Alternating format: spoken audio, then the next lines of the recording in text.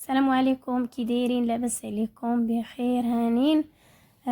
قنينطات ديال الدجاج اليوم غادي نعمرهم بالدجاج بالمشتقات الحليب. عندي هنايا بصله، شويه ديال الزيت، شويه ديال البزار، شويه ديال لاموطارد، شويه ديال السكنجبير مليحه.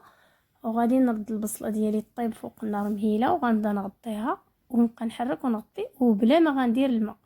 هنايا خديت الدجاج معاه شويه ديال الكبده، غندير عليهم كاس ديال الحليب وما غاديش ندير الزيت. غندير شويه ديال البزار، شويه ديال السكرجبير، شويه ديال لاموطارد، واحد شويه ديال الطعم ديال البنه، وغادي نحطهم على نار حتى هما مهيله يبداو يطيبوا غير بالخاطر ديالهم، وغنغطيهم وما غاديش ندير الزيت. غنخليهم شويه بشويه حتى يشربوا داك الحليب كامل. هنا زدت واحد شويه ديال الطعم ديال البنه وعلى هاد البصله، وغنزيد عليهم شويه ديال الجزر. بعد ما طاحت ليا البصله وطابت مزيان غنزيد عليها الجزر تطيح مزيان، لان ودرت فيها غنزيد الجزر، شويه ديال قزبر معدنوس. صافي غنحرك الخضار كامل مع بعضياتهم، وغنبقى نغطي ونحرك ونغطي ونحرك حتى كطيب داك الخضره وكتشرب ما يبقاش فيها اللون. هنايا البصله داك عفوا الدجاج راه شرب ليا مزيان وطاب،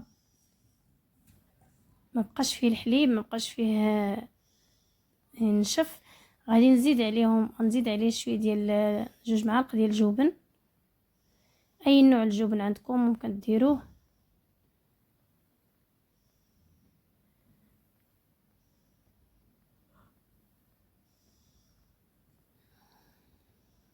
غادي نحركهم مع بعضياتهم مزيان حتى داك الجبن كامل يدخل ليا مع داك الدجاج كامل. وغنزيد عليه معلقه ديال زيت الزيتون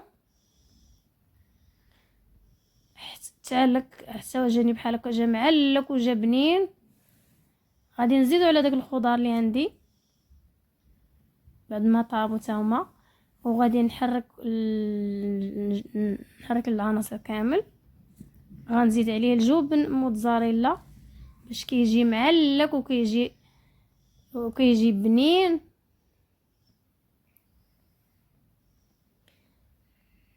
صافي بعد ما نسجنت مع الجبن داب فيه الجبن موتزاريلا شويه، غادي نحيدو وغادي نحطو فشي دوسير وغنحطو في الثلاجه حتى يبرد وغنجبدو الثلاجه، على حقاش ما بقاش عندي الوقت. عندكم الوقت حطوه في المطبخ وخليوه حتى يبرد. خديت ورقه ديال البسطيله قطعتها على هذا الشكل هذا. صافي غنهزو الورقه البسطيله، غنصرحها وغندير داك معلقه 2 معالق صغار بحال هكايا موين. هادي المعلقه عندي كبيره ما كنعمرهاش بزاف. بغيتو تعمروا كتعمروا، ديروا قياس كديروا قياس. وغنبدا الرولي بحال هكا وغنسد في الاخر بشويه ديال الماء مع العجين. يمكن لكم ديروه تفندوهم في البيض وتديروهم في شابلون وغديروهم في تقليهم في الزيت، اولا ديروهم في الفران، ولا ديروا لي مع البيض وديروهم في الفران. انا غنحطهم مباشره، غادي نقليهم كما هما، كيجيو بنان وكيجيو معلكين بالفرماج والجبن اللي زدت فيهم، وكيجيو بنان بالمشتقات الحليب فنين. غير جربوهم ويعجبوكم.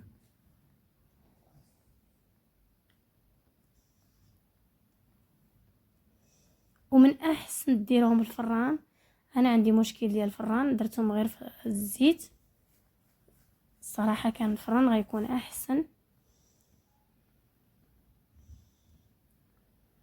صافي غنستمر، غنزيد معكم وحده، غنستمر بهذه الطريقه حتى غنكملهم، حتى غنكملوا القنينطات ديالنا كاملين. ومن بعد غادي نقليهم في الزيت. كما قلت لكم راه الفران احسن من الزيت.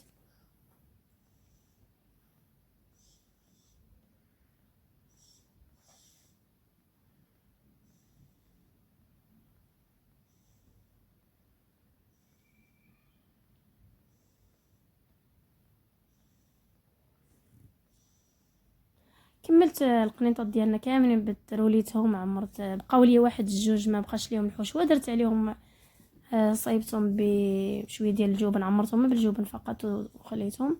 هنايا الزيت ديالي سخنات، راني حطيتهم يتحمروا شي شويه حتى ولا خداو اللون الذهبي ديالهم، حيت خرجتهم وكان هذا هو الشكل النهائي ديالهم، بنان وجاو مقرمشين وزوينين. والحشوه رائعه جدا، كنتمنى يكون عاجبكم الوصفه ديال اليوم، وما تنساونيش بلي لايك ديالكم، والسلام عليكم.